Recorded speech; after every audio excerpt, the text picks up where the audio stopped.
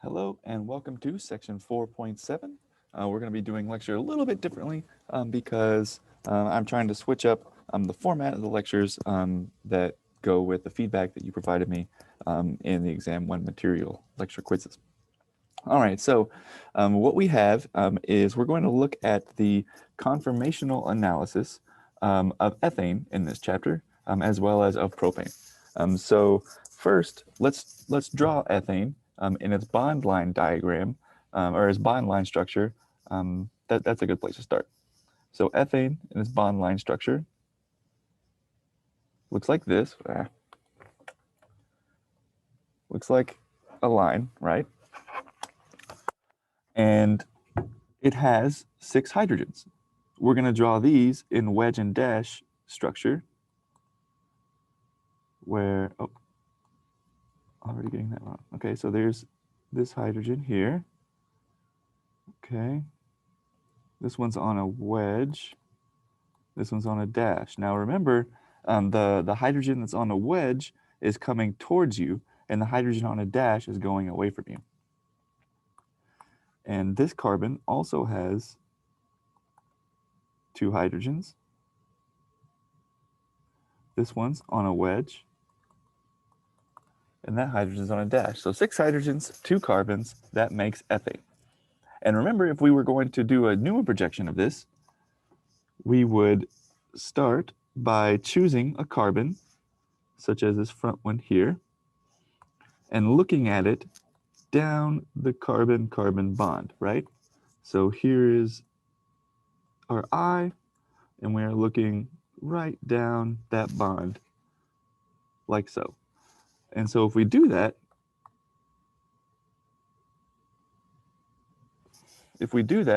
then what we have is, move this over, there we are. If we do that, then we can make a Newman projection, and I'll draw it here,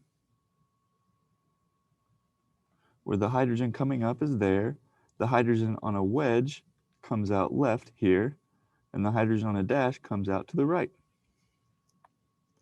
And the green hydrogens are behind in the back, one here, that's the one on a dash, one on a wedge there, and the one on the bottom there.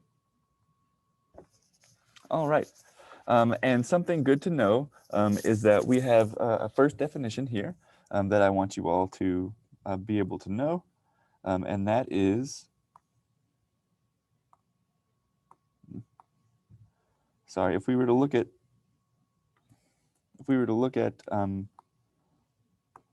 the 2 hydrogens here that I have highlighted, why won't this? All right, 1 second. Okay, the hydrogens. Oh. And if we were to look at these 2 hydrogens that I have highlighted here, there's an angle that we can describe between these two.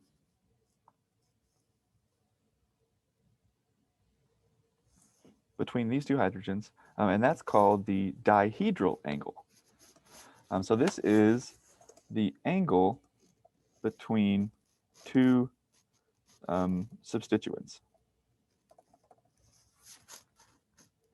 And if you need more help on what that means, you can look on page 152 in your book. Okay, so this dihedral angle in ethane is 160 degrees. Or sorry, it's 60 degrees, 160 degrees. It's 60 degrees. And this is the angle that the ethane would prefer to be in. Now, when all hydrogens have 60 degrees of a dihedral angle between each other, then we call that conformation a staggered conformation. And once again, the staggered conformation is the one where all hydrogens, just the one on the dash again, one on the wedge again,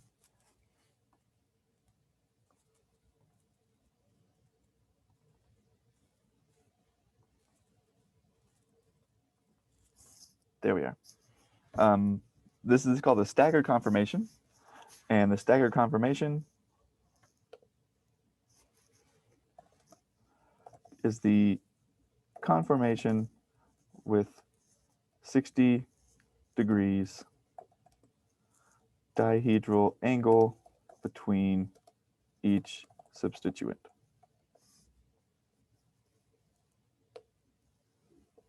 There we are.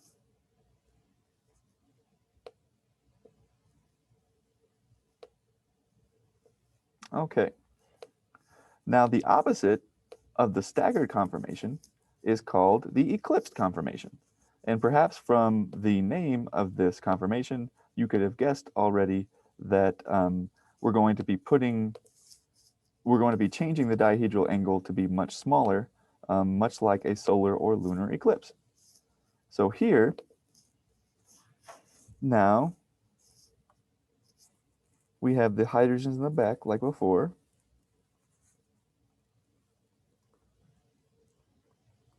But instead of having a dihedral angle of 60, like above here, now each of these hydrogens is going to be sitting right on top of each other.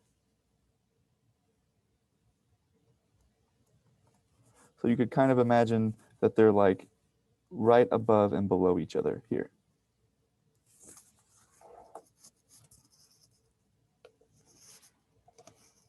Substituents in an eclipsed conformation are in front and behind each other.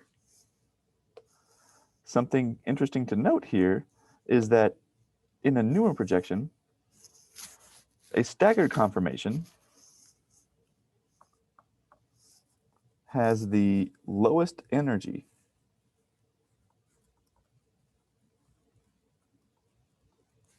whereas the eclipsed conformation, oh, I drew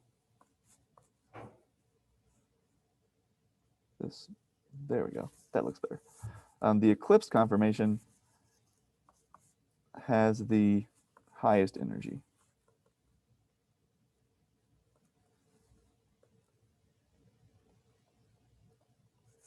There we are.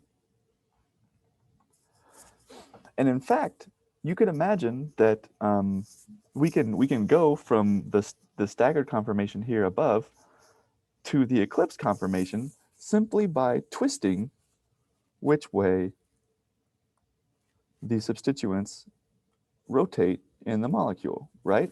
Because it's kind of like a top. So we can actually describe the energy of the system as you rotate these hydrogens around the Newman projection. And when you do that, you make a kind of curve here. Oh, that didn't quite do what I wanted to do. There we are, there's one line. There's a second. So if you plot potential energy versus the dihedral angle present in each molecule, so here you imagine that we have, oops,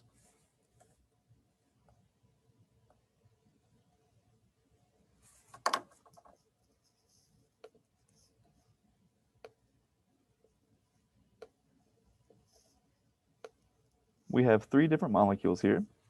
The first one, we have a staggered conformation. Oh.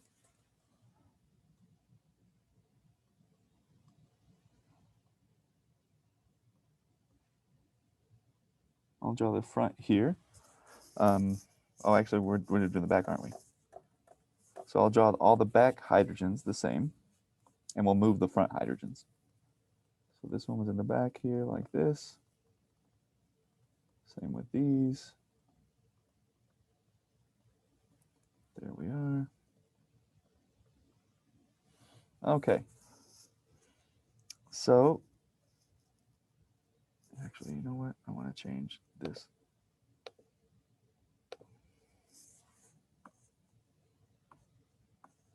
There we are. All right. And then we have the front hydrogens. So in the first example, remember we're doing a staggered conformation first. So here we have this hydrogen and this one and this one. And this is a staggered, so this should be low energy, right? So we're going to start this energy off down here. But then we do a 60-degree rotation.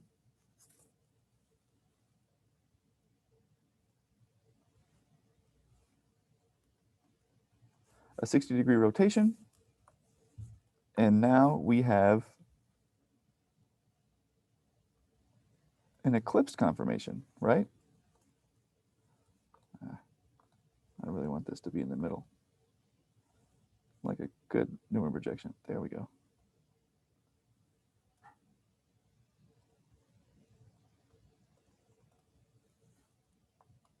Well, still not very good, but there we are. That's much better.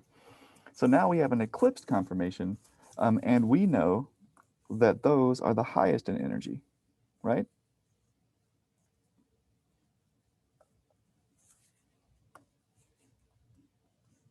Okay. And then last, if we do another 60-degree turn,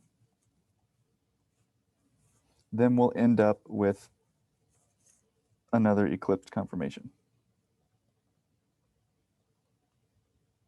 Or sorry, another staggered conformation. I apologize. And we will just call these perhaps staggered, eclipsed, and for the last one again, staggered. And you can kind of draw what the energy you expect for each of these to be and kind of like how they're connected in the energy landscape. So in order to get from one staggered conformation to the other, you have to overcome this very large energy mountain here. And that's actually equal to 12 kilojoules per mole.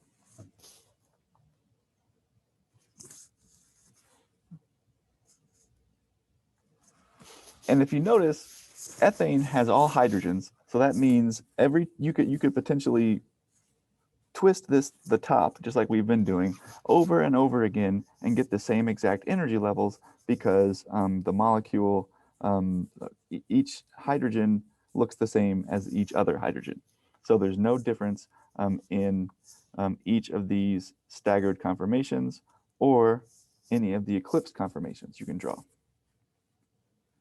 And the difference in energy here is due to what's called torsional strain. So the torsional strain is equal to the difference in energy between staggered and eclipsed conformations. So here that would be the 12 kilojoules per mole that we just wrote. And there's been a lot of talk about why exactly this is in the chemistry literature, why exactly there's such a large energy difference. When I was in undergraduate and in graduate school, it was simply said that, you know, hydrogens are kind of big. The electrons that bond them to a carbon are in a bonding orbital. And so you have a combination of electron-electron repulsion, plus the hydrogens just don't want to be next to each other. But in recent years, what a lot of chemists have decided is probably the answer, so there's scientific consensus in the literature, is that if you were to draw the ethane molecule, so here's the wedge, here's the dash, remember they're coming out and going away from you, and you do the same on the other side. So here's the wedge, here's the dash, and then you were to draw the hydrogens that were bonded here, the ones that would be staggered. So this front one is the this one is the one that would have been in front in the Newman projection we just drew, and the other one would have been in the back. And what recent thought says is that what you really have going on looks kind of weird, but makes some sense. So we're going to draw this using these two colors. No, actually, that was really bad for colorblind. Okay, there we go. These two colors. So you have an sp3 orbital that this hydrogen is in, and here's this little lobe here. It's a bonding orbital. And so we're going to call this a sigma orbital that's bonding sigma. There's an interaction between this sigma bonding orbital and a sigma star anti-bonding orbital of the other hydrogen, but only in the staggered conformation. And this is actually the sigma star orbital here. So remember that both sigma star and sigma orbitals are present in an MO diagram. So if you were to imagine you have a carbon and a hydrogen, both have an s orbital that came together, just for a little review. And those two orbitals come together to make a high energy and a low energy orbital. The bottom one is a bonding sigma orbital, and the top one is a sigma star orbital. And if you have hydrogens in each of these, or if you, sorry, not hydrogens, electrons, then you build up the bond like this to make your bonding sigma orbital. But the sigma star orbital still exists. And because it exists, it's possible that you could have overlap between the sigma orbital of one carbon-hydrogen bond, this one, with the anti-bonding orbital, the sigma star bond orbital of the nearby carbon-hydrogen bond. I know it looks really weird, but this has been verified through a whole bunch of calculations and different reports in the literature. But at the same time, it still might be proven to be totally wrong because that's how science works. So right now, this is our best way to explain it. And it seems to make some sense because bonds want to be overlapping, or sorry, not bonds. Electron orbitals want to be overlapping with other orbitals, and that's how you have energy stabilization. But we're not going to just stop at ethane, because if we're able to make these types of conclusions about carbon-hydrogen bonds, then surely if the molecule got a little more complicated, we could make similar conclusions as well. So what if instead we were to look at the molecule propane? So here now you have, again, in bond, in wedge dash formalism, we'll keep the same green-blue style notation. So now we have a hydrogen on a wedge and a hydrogen on a dash. But now notice how this last group is a CH3. And in the front, we have a simple hydrogen instead. No, I don't like the line width of that. Let's change it here. There we go. That's a little better. Okay, and it also has a hydrogen on a wedge and one on a dash. And now, if we look at this carbon, just as we did before in a Newman projection, looking right down this carbon-carbon bond,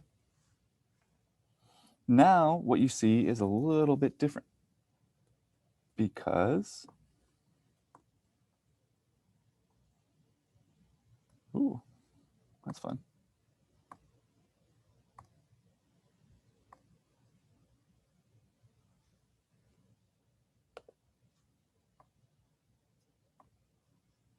I want to change this shape.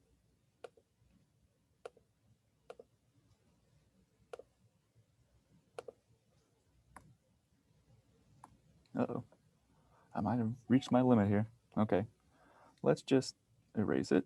There we go. There we are. Okay, so now we can draw our Newman projection once more. Okay, so here's our hydrogen in the front on top. Here's our hydrogen on a dash. Here's our hydrogen on a wedge. Now we have a little different story in the back though, don't we? Because here is our hydrogen that was on a wedge, and there's our hydrogen on a dash, but now we have a CH3 on the bottom, right? Right. And so this is going to look a lot different because this energy that we're looking at, the difference in the dihedral angle that we saw before versus the potential energy.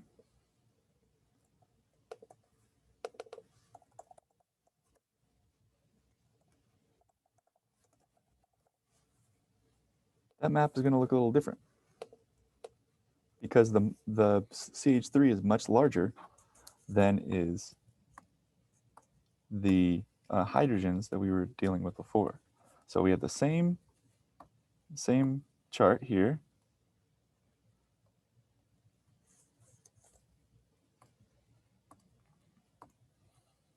And so now we have 3 new Newman projections to think about.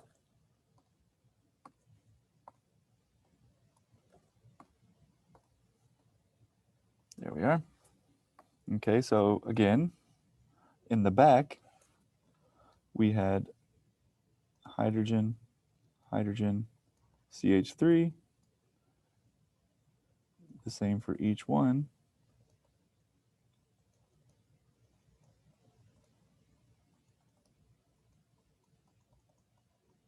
Okay, and in the front here, we're going to start in the same staggered conformation. And so we're still here down at the bottom in our staggered conformation. However, our eclipsed conformation now is going to look very similar, except that now, instead of just a simple hydrogen that we're eclipsing with another hydrogen, now we're eclipsing a CH3 with a hydrogen. And that's going to be a lot higher energy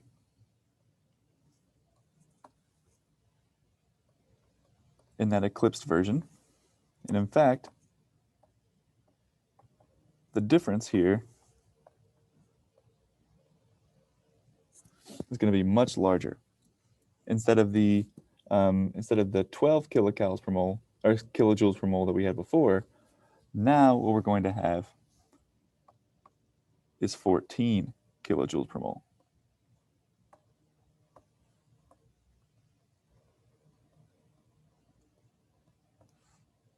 And that might not seem like a very large difference, but take my word for it, in chemistry, that's a very large difference.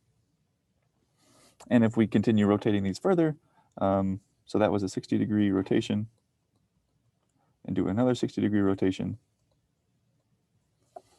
then you have, once again, hydrogen, hydrogen, hydrogen. So this goes to show you that the CH3 group does have a much higher energy barrier to making the eclipsed conformation, which means the molecule will want to stay in a staggered conformation if possible. And the energy difference between the two is, the energy difference between having a totally eclipsed propane versus a totally eclipsed ethane is 6 kilojoules per mole, as they talk about in your book on page 154. So this has been section 4.7.